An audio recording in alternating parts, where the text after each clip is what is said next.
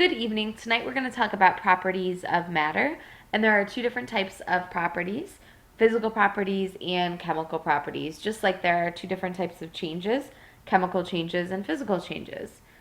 So properties are traits or characteristics. I like to think of these as describing words. So for example, a tennis ball is lime green and fuzzy. Those are two physical properties that we can use to describe it. So first we're going to talk about physical properties. Physical properties are things that can be observed or measured without changing the composition of matter. So these are things that can be observed with our senses, so seeing, hearing, feeling, touching, tasting. They can also be things that can be measured with scientific instruments.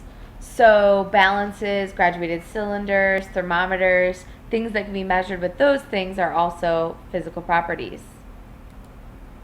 So some of these examples are color, shape, texture, and I would actually add temperature right here as well. Chemical properties, however, are things that identify how a specific type of matter will react or change when combined with another type of matter. So these are things that can be observed only when substances interact with each other or react with each other. So these cannot be determined by just looking at a substance or touching a substance. Some examples of this are flammability, so will it burn? And then reactivity, will it react with something else? So now let's make sure we understand. Which of the following is true? 1, physical properties involve a reaction to measure or determine.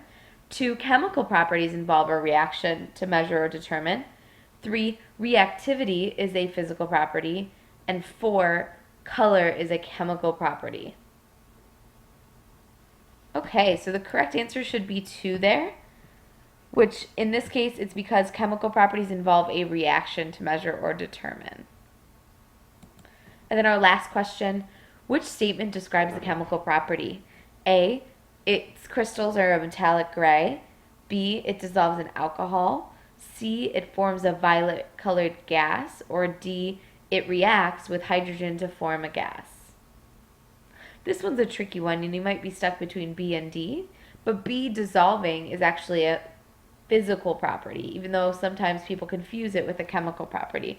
But say I dissolve water and salt together, it's still salt and it's still water. But D says it reacts, so that's the key word there, and that's going to be our correct answer. Thanks for watching.